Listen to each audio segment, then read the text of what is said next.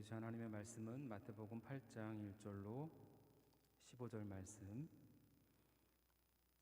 우리 함께 교대로 하나님 말씀 봉독합니다. 제가 먼저 봉독합니다. 예수께서 산에서 내려오시니 수많은 무리가 따르니라.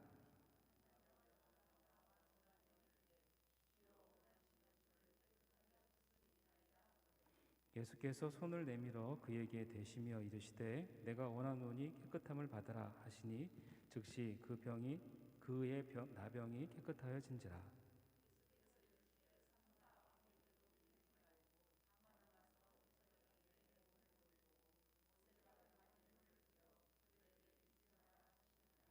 예수께서 가버나움에 들어가시니 한 백부장이 나와 간구하여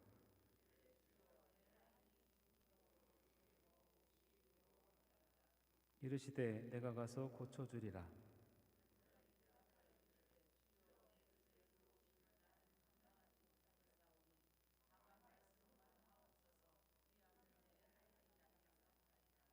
나도 남의 수하에 있는 사람이요 내 아래에도 군사가 있으니 이더러 가라 하면 가고 저더러 오라 하면 오고 내 종도로 이것을 하라 하면 하나이다.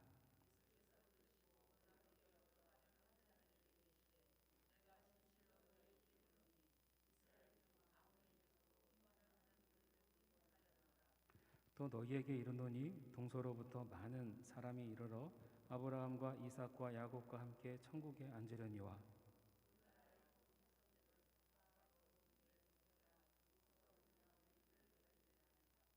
예수께서 백부장에게 이르시되 가라 내 믿음대로 될지어다 하시니 그 즉시 하인이 나으니라.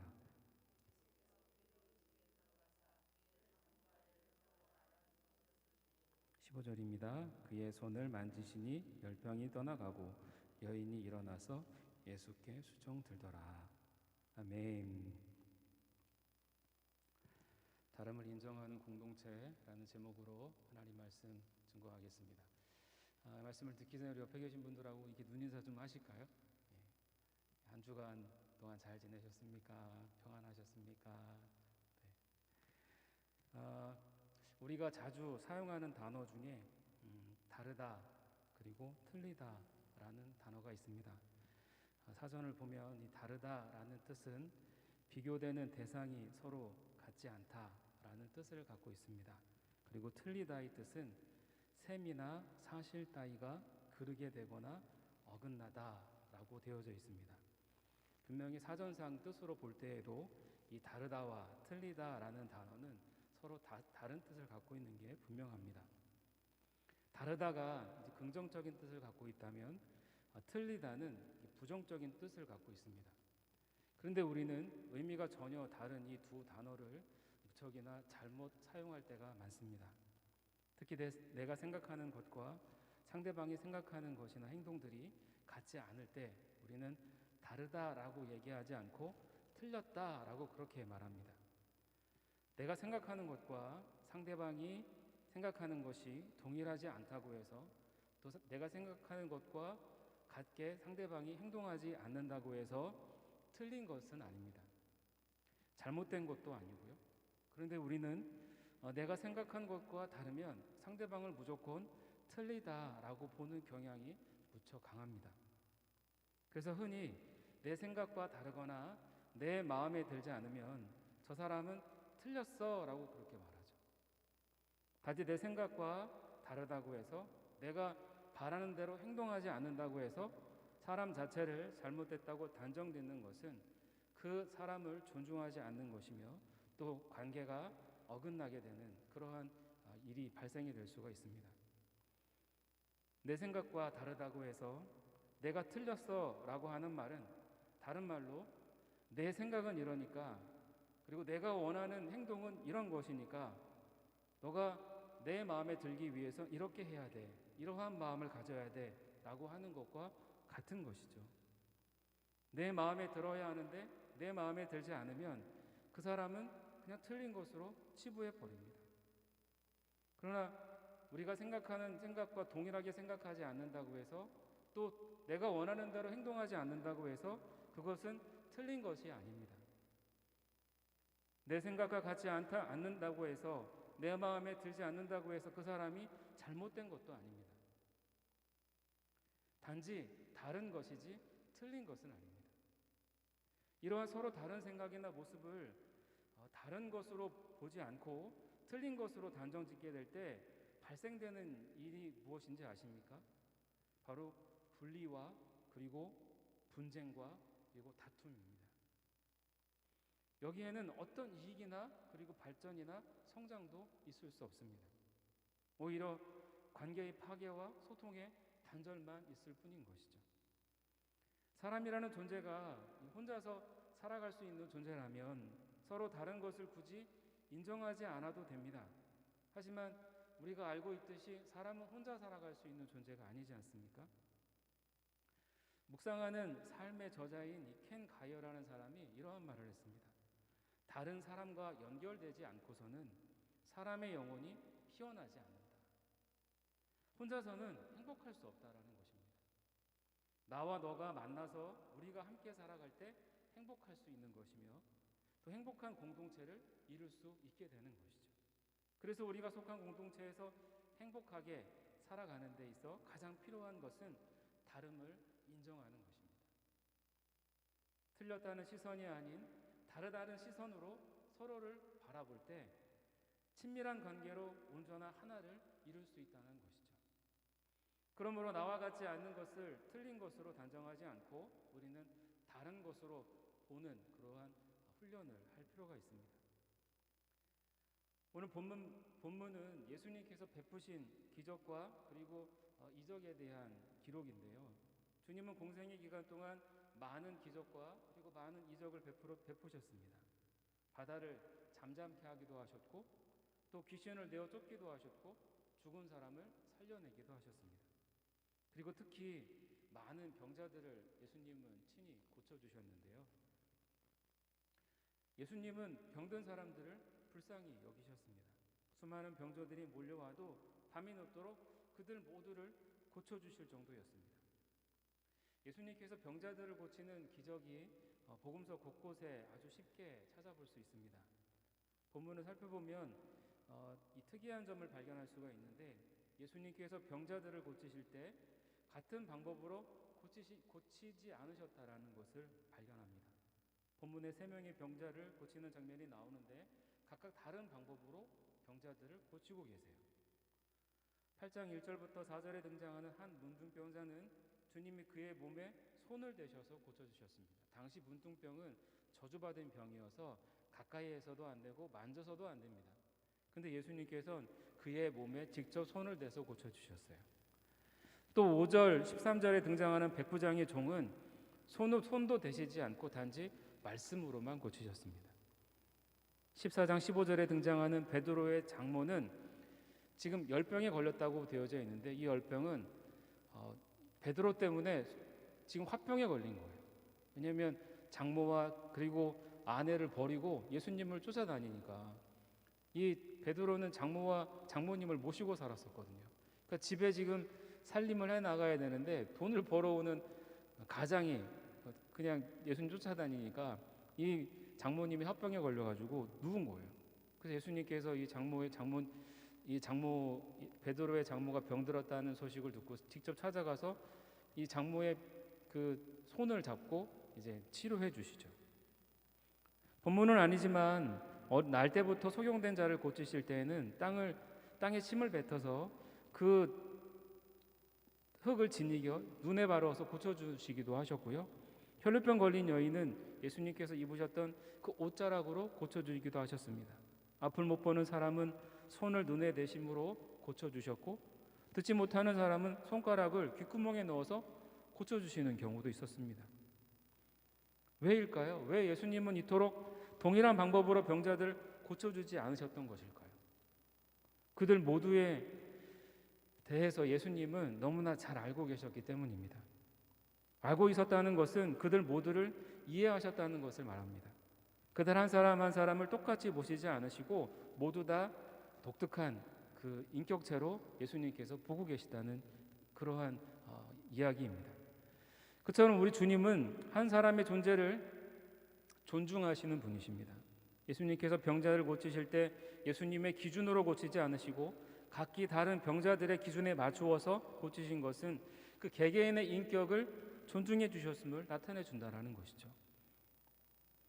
그렇다고 병자들만 그렇게 다루신 것은 아닙니다. 제자들을 각각 대할 때에도 똑같은 존재로 보지 않으시고 제자 한 사람 한 사람을 다르게 보셨고 또 다르게 대하셨습니다.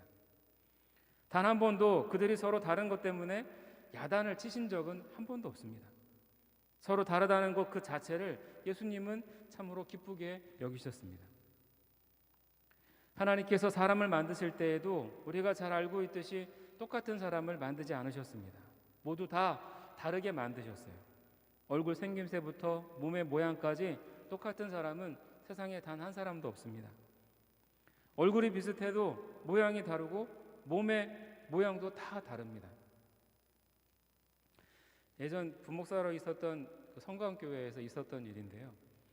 그때는 좀 제가 체중이 좀 많이 나갔었습니다. 87kg까지 나갔는데 이제 사역을 마치고 집에서 텔레비를 보고 있는데 막내 딸아이하고 같이 이렇게 보고 있었거든요.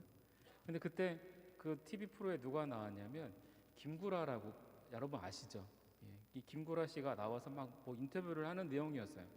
근데 막내 딸이 한 4살인가 3살, 4살쯤 되었던 것 같아요. 그 김구라를 보더니 하는 얘기가 지금도 막 기가 막힌데요. 아빠다 그러는 거예요. 아이고, 그래서 야 이거 안 되겠다 싶어가지고 그때부터 충격 먹고 수영 다니면서 한 13kg를 뺀 것 같습니다. 그래서 지금 74kg가 되었는데요. 여러분, 제가 살이 찌면 김구라하고 좀 비슷하게 생기지만 김구라는 아니지 않습니까? 뭔가 다른 모습이 있다는 거죠. 그리고 사람은 또 성격도 다 다릅니다. 비슷한 성격은 있지만 똑같은 성격은 없습니다. 똑같이 생긴 쌍둥이라 해도 성격은 다 다릅니다.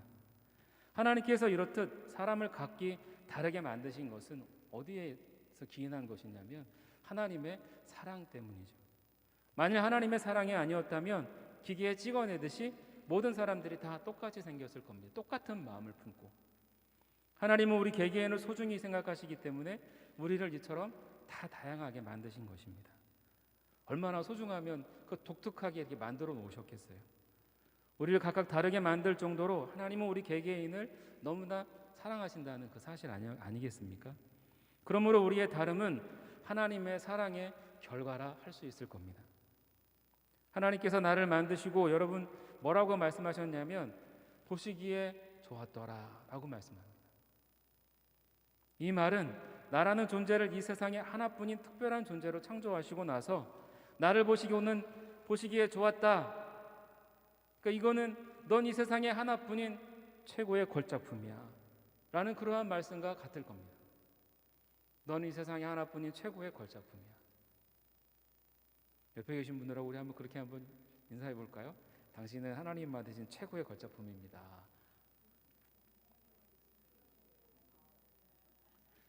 이처럼 우리가 서로 다르다는 것은 하나님께서 우리를 하나의 인격체로 되어주시며 우리의 생각과 마음을 존중해 주신다는 사인이기도 합니다. 그래서 하나님께서는 우리 마음을 강제로 열거나 우리 생각을 강제로 바꾸려 하지 않으십니다. 비록 우리의 생각과 마음이 하나님께서 뜻하신 것과는 다르다 해도 우리의 생각과 마음을 강제로 바꾸려고 하시는 분이 아니라는 것이죠. 우리의 다름을 인격적으로 존중해 주기 때문입니다. 하나님께서도 나의 다름을 인정해 주셨는데 우리도 상대방이 나와 같지 않아도 그 다름을 당연히 인정하며 살아야 하지 않겠습니까? 우리는 모두 다릅니다. 생김새도 다르고요. 성격도 다릅니다. 나와 이웃뿐 아니라 내 가족도 달라요. 하나님께서는 우리를 세상에 다 하나밖에 없는 그렇게 귀한 존재로 만드셨습니다. 나라는 존재는 이 세상에 나 하나뿐이기 때문에 우린 모두 다 다를 수밖에 없습니다. 이 세상에 나 하나뿐이라는 것은 나와 똑같은 사람은 한 사람도 없다는 것을 말하는데요. 이 말은 바꾸어서 말하면 세상에는 내 마음이 드는 사람이 하나라도 있다는 말일까요? 하나라도 없다라는 말일까요? 하나라도 없다는 거예요. 내 마음에 드는 사람. 왜냐하면 내 마음에 드는 사람을 찾는 것은 나와 똑같은 사람을 요구하는 것인데 그런 사람은 세상에 나 하나뿐이기 때문에 내 마음에 드는 사람은 존재하지도 않고 그 자체가 불가능한 겁니다. 그러니까 내 마음에 들려고 하는 사람을 찾는다는 건 이거는 잘못된 거예요.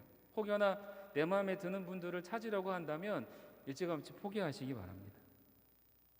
우리는 보통 내 마음에 드는 사람들을 좋아합니다. 그러나 내 마음에 드는 사람 한 사람 없습니다. 단지 드는 것처럼 보일 뿐이죠. 제가 시골 교회에 부임한 초창기에 제가 마음에 들지 않아서 늘 불만을 품었던 한 권사님이 계셨습니다. 당시 교회의 모든 실권을 갖고 있었던 분이셨는데 그분은 자기 마음에 들게 하라고 저한테 강요하는 거예요. 저는 그때 당시엔 전도사였거든요. 전도사님 이렇게 하면 안 돼요. 이렇게 하셔야 돼요. 뭔가 좀 그분 마음에 안 들으면 무조건 집에 찾아와가지고 전도사님 이렇게 하시면 안 돼요. 이건 잘못됐어요. 이렇게 하세요. 이건 틀렸어요. 제가 얼마나 스트레스를 받았겠어요. 처음에는 목회 초보여서 권사님이 원하시는 그러한 스타일의 목회자가 되어보려고 했는데요. 근데 하나님이 전혀 기뻐하지 않으시는 거예요. 너는 사람을 기쁘는 목회자가 되고 싶니? 나를 기쁘게 하는 목회자가 되고 싶니? 기도할 때마다 하나님이 저한테 그런 마음을 주시는 거예요. 사람을 기쁘게 하는 목회자보다는 하나님을 기쁘시게 해드리는 목회자가 되고 싶습니다. 라고 그렇게 말씀드렸고 그러한 목회를 힘썼더니 나중에는 그분이 저를 인정해 주셨습니다. 교회 내에서 사람 때문에 시험에 드는 그런 분들이 계십니다. 그 본질은 자기 마음에 들지 않는 것이 이유인데요. 서로가 다르다는 것을 인정하지 않으면 실망만 할 뿐입니다. 사람에게 기대하면 여러분 주는 것은 실망뿐이에요. 외국에서 돌아온 딸이 엄마가 다니는 교회 예배에 참석하고 엄마가 여성교회 모임에 참석하는 동안 엄마를 기다리기 위해서 교회 로비에서 잠깐 기다리고 있었습니다. 근데 로비에서 교인들이 이야기하는 소리가 들려오는데 하나님을 찬양하는 소리가 아니라 그리고 서로를 칭찬하는 소리가 아니라 누군가를 험담하는 소리더라는 거예요.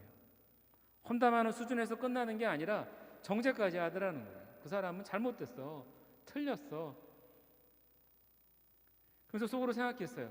우리 엄마가 이 교회를 40년 다녔는데 참 40년 동안 잘못된 교회를 다녔구나. 엄마가 오면 이 교회에서 나와서 다른 교회 가자고 얘기해야 되겠다. 그러고는 이제 어머니가 끝나고 나왔을 때 자초지종을 설명하고 다른 교회에 다니자라고 딸이 말하자 엄마가 하는 말이 너는 엄마가 다니는 교회 오늘 처음 왔는데 너는 예수님이 아니라 사람을 보았구나. 엄마가 40년 동안 이 교회에 다닐 수 있었던 것은 사람 보지 않고 예수님 봤기 때문이야. 사람을 보려고 교회를 다니면 실망뿐이지만 예수님 바라보면 실망하지 않는단다. 여러분 이 세상에는 주님 말고 내 마음에 드는 존재는 단 한 사람도 없어요. 내 마음에 드는 사람을 찾는다는 것 자체가 이 다름을 인정하지 못하겠다라는 것이거든요. 그것은 하나님께서 우리 개개인의 인격을 존중해 주는 것과는 상반된 모습입니다. 청년들의 바람은 무엇일까요? 좋은 직장 갖는 거, 그리고 돈 많이 버는 거. 왜냐하면 결혼해야 되거든요. 결혼하기 위해서 그러한 배경이 필수적인 거죠. 근데 결혼을 청년들은 환상처럼 생각을 합니다. 결과만 놓고 보기 때문에 그런데요. 결과만을 놓고 행복을 규정해서는 아니 되는데 근데 요즘 청년들 때는 그런 것 같아요. 행복은 근데 실제 보면 결과가 아니라 이 과정이거든요. 인생을 살아오신 분들은 아시지만 행복이라는 건 결과가 아니고 과정이에요. 한 남자를 만나고 한 여자를 만나 결혼하여 자녀를 낳고 키우는 그 과정이 행복이라는 것이죠. 근데 그 과정이 행복하려면 서로가 다름을 인정해야 합니다. 존 그레이라는 사람이 쓴 화성에서 온 남자, 금성에서 온 여자, 아마 그 책 제목들을 아마 다들 들어보셨을 거예요. 이 책에는 저자가 말하려고 하는 것이 무엇이냐면 남자와 여자는 같지 않다는 거죠. 서로 너무나 다르다는 거예요. 다름을 인정하지 않으면 부부간의 갈등은 끝이 없습니다. 평생을 갈등하며 살아갈 수밖에 없어요. 하지만 다름을 인정하면 갈등은 끝나고 행복 충만인 그런 부부 생활이 이루어지죠. 사실 연애할 때는 잘 모릅니다. 사랑이라는 보자기에 씌워져서 서로 다른 것은 보이지 않아요. 사랑이라는 감정만 앞서서 이성적으로 서로 보려하지 않기 때문이죠. 근데 결혼하고 3개월이 지나면 실망스러운 모습이 하나둘 띕니다. 이상하게 너무 많이 다르다라는 것을 인식하게 되죠. 그것이 원인이 되어 다투게 되고요. 그리고 결국 그 다툼을 지혜롭게 해결하지 못하면 이혼까지 하게 되는 것이죠. 이혼 사유 중에 성격 차이가 무려 40%입니다. 여러분, 근데 남녀의 차이라는 게 이게 당연한 거거든요. 성격이 차이 나는 것도 당연한 거고, 성이 달라요. 남자와 여자란 말이에요. 살아온 인생의 그 경험도 다르고, 과정도 다르고, 집안도 다르고, 배운 것도 다르고, 모든 게 다 달라요. 당연히 성격이 차이 나는 게 당연한 건데, 그것을 받아들이려고 하지 않습니다. 결혼 초기에 이혼율이 높은 것도 이 다름을 인정하지 않기 때문이라고 해요. 행복한 가정의 시작은 다름을 인정하는 것에 있는 것이죠. 결혼뿐만이 아니라 자녀를 키우는 것도 마찬가지입니다. 내가 낳은 내 자녀라고 해서 내 마음대로 키울 수 있을까요? 내 마음대로 키울 수 없습니다. 왜냐하면 자녀는 내게 아니기 때문에 그래요. 소유하려고 하면 내가 원하는 대로 키우려고 한다는 것이죠. 근데 여러분, 자녀는 내게 아닙니다. 내 소유가 아니에요. 자녀와 부모는 다릅니다. 이 다름을 인정하지 않게 되면 결국에 자녀 농사를 망치게 됩니다. 엄마 반성문이라는 책이 있습니다. 베스트셀러 이 책의 저자가 이유남이라는 초등학교 교장 선생님인데요. 이분은 자기가 맡은 반은 교사였을 때 자기가 반을 맡잖아요. 그러면 그 반은 항상 학급에서 1등을 만들어 놓아요. 그러니까 실력이 대단하신 분이시죠. 그분의 자녀들도 학교에서 아들이 전교 1등하고 딸은 학급에서 1등하고 부모 말 잘 듣는, 잘 따라주는 순둥이 남매였다고 합니다. 그런데 어느 날 고3 아들이 갑자기 학교를 그만두겠다고 하면서 자퇴를 해버린 거예요. 그럼 전교 1등입니다. 서울대는 따놓은 거거든요. 뭐든 할 수 있는, 자기가 원하는 뭐든 할 수 있는 똑똑한 머리를 갖고 있어요. 그러니까 엄마로서 그런 아들을 볼 때 얼마나 답답했겠어요. 뭐 어르고 다르고 야단을 쳐봐 협박을 해도 안 통하는 거예요. 결국은 자퇴하고 그냥 자기 방에 틀어박혀 있는 거죠. 딸도 전교 1등하는 오빠가 학교를 그만뒀는데 나도 그만둘래 하고는 또 똑같이 한 달 만에 그만둬버린 거예요. 두 남매가 자퇴하고 집안에 틀어박힌 채 게임만 하고 핸드폰만 들여다보고 엄마와는 대화를 거부하고 밥만 먹으면 자기들 방에 들어가서 그냥 그렇게 살아가는 거예요. 뭔가 잘못되었다는 것을 직감하고 애들부터 살려야 되겠다라는 마음을 먹고 자녀 코칭을 공부하기 시작했는데요. 그러면서 깨닫게 된 것이 그동안 자신은 부모가 아니라 감시자였고 사랑이라는 이름으로 자녀를 소유하려고 하여서 불행하게 만들었음을 깨닫게 되었다고 합니다.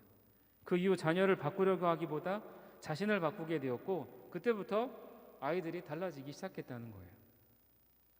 아들과 딸은 각자가 좋아하는 일을 지금 하고 있습니다. 지금은 자기처럼 실수하지 않게 하려고 엄마 반성문이라는 책을 썼고 부모 코칭하며 강사로 활동하고 계십니다. 이분이 자녀를 키우는데 가장 중요한 것으로 자녀에게 선택권을 주라는 것입니다. 자녀의 인격을 존중해 주라는 것이죠. 초등학교 다닐 때 부모 마음대로 되는 것 같지만 사춘기가 시작되면 통제불능이죠. 인격체가 되었다는 것입니다. 내 마음대로 될 수 없는 상황이 된 거예요. 내 마음에 들도록 키운다는 것은 자녀를 로봇과 같이 그렇게 만든다는 것 아니겠습니까? 자녀는 로봇이 아니라 한 인격체이기 때문에 인격체로서 존중해 줄 때 자녀는 가장 훌륭하게 자기의 길을 찾아갈 수 있습니다. 요즘 부모들은 자녀들을 공부 잘하는 우등생으로만 키우려고 합니다. 공부 잘하는 우등생 많지 않습니다. 이 세상의 모든 자녀들이 다 공부만 잘하면 정작 이 세상을 움직여가야 할 일하는 사람들은 없으면 이 세상은 움직이지 않습니다. 그러면 제대로 돌아가지 않겠죠. 공부 잘하는 자녀가 있는가 하면 노래를 잘하는 자녀도 있고 그래서 가수도 되고 또 분해 조립 잘하는 자녀는 또 기술자도 되고 다름을 인정하지 않기 때문에 공부만 잘하는 그러한 자녀를 키우려고 합니다. 서로 다르다는 것은 여러분 잘못된 것이 아닙니다. 서로 다른 것은 지극히 정상적인 모습입니다. 하나님께서 우리를 다 다르게 만드셨고 또 자라온 환경도 다르고 배운 과정도 다르고 성도 다르고 부모도 다른데 어떻게 똑같을 수 있겠습니까? 절대로 똑같을 수 없습니다. 형제끼리도 다른데 남남이야 뭐 더 말해서 무엇하겠습니까? 우리가 서로 다르다는 것을 깨닫지 못하는 한 서로에게 상처와 아픔만 줄 수밖에 없습니다. 인류 최대의 비극이라고 하는 유태인 600만 학살 시작은 다른 것을 틀리다고 본 시각 때문에 발생된 사건입니다. 유대인들은 자신들이 다른 민족보다 월등히 뛰어나다고 생각했고 그렇게 행동했습니다. 자신들만이 옳고 그 외에는 다 틀렸다고 생각했습니다. 믿지 않는 사람들은 다 지옥의 땔감이야 라고 그렇게 여기며 살았습니다. 그런 시선을 타민족을 분노하게 만들었고 그것이 곧 게르만족인 독일 사람들을 분노하게 만들었습니다. 그리고 그것을 이용한 사람이 히틀러 아닙니까? 히틀러는 독일인들은 유대인들보다 우등하고 열등한 것은 유대인이라면서 그들은 틀린 존재로 제거해야 할 대상이라고 선동하여서 결국 지도자가 되어 유태인 600만 명을 학살하는 비극을 만들어냈습니다. 이 세상에서 발생하는 분노와 분쟁, 분리, 다툼, 싸움, 전쟁의 근원은 서로 다르다는 것을 인정하지 않고 틀렸다고 서로 정죄했기 때문에 발생된 것입니다. 가족이건 이웃이건 간에 상대가 내 마음에 들지 않을 때마다 우리는 끊임없이 다르다는 것을 인정해야 합니다. 상대가 틀린 것이 아니라 잘못된 것이 아니라 단지 다를 뿐이다 라고 말이죠. 다른 것을 인정할 때 서로를 인격적으로 존중해 줄 수 있고 상처가 아닌 위로를, 아픔이 아닌 격려를 해줄 수 있습니다. 그리고 정죄가 아닌 진리의 길로 인도해 갈 수 있는 것이죠. 그리고 다름으로 보는 시각이 생길 때 진정한 섬김이 이루어질 수 있습니다. 근데 왜 우리는 이렇게 서로 다름을 인정하지 못하는 것일까요? 서로를 알지 못하기 때문인데요. 알아야 서로 다름을 이해하게 됩니다. 왜 알려고 하지 않는 걸까요? 사랑하지 않기 때문입니다. 사랑이 부족하기 때문이죠. 영국의 시 중에 사랑하면 눈이 1000개가 생긴다고 하는데 그러니까 그만큼 서로에 대해 알려고 눈이 그렇게 많이 생기는 거 아니겠습니까? 사랑한다는 것은 곧 그 사람을 아는 것입니다. 그리고 아는 만큼 사랑할 수 있습니다. 사랑이 없이는 상대방을 소유하려고만 합니다. 사랑은 소유함이 아닙니다. 사랑은 아는 것이고 이해하는 것이고 한 인격체로서 다름을 인정하는 것입니다. 사랑이 없으면 다름을 인정하지 못하지만 사랑하면 다름이 인정이 됩니다. 우리를 세상에서 가장 잘 아는 분이 계신데 그분이 누구시냐면 예수 그리스도이십니다. 그분이 우리를 얼마큼 잘 아시냐면 우리를 구원해내기 위해서 십자가에서 죽으실 만큼 우리를 잘 아십니다. 주님은 그 사랑을 우리에게 흘러가게 하셨습니다. 주님의 사랑은 그렇게 우리에게 흘러들어왔고 우리는 그 사랑으로 말미암아 서로를 알고 다름을 인정하며 상대를 위해 기꺼이 희생하는 그러한 삶을 살아가야 합니다. 그것은 주님이 원하시는 그 다름의 결과인 것이죠. 다름을 인정하지 않으면 그 사람을 이해하지 못해서 그 사람을 위해서 내가 무엇인가를 도와줄 수 없습니다. 근데 사랑하는 마음을 갖고 그 사람의 다름을 인정하면 그 사람을 위해서 내가 기꺼이 도움을 줄 수가 있게 되는 것이죠. 여러분, 서로가 다르기 때문에 그래서 이 세상이 아름다운 건 아니겠습니까? 서로 똑같다면 그것을 어찌 아름답다고 할 수 있겠습니까? 서로 다른 것은 틀린 것이 아닙니다. 잘못된 것도 아닙니다. 서로 다른 건 지극히 정상적인 모습입니다. 다름을 인정하려면 알아야 하고 알기 위해선 사랑이 있어야만 합니다. 사랑은 상대를 알게 만들고 다름을 인정함으로써 이해하게 해줍니다. 그리고 희생하여서 세상을 주님의 나라로 꽃피우게 만들어 가는 것이죠.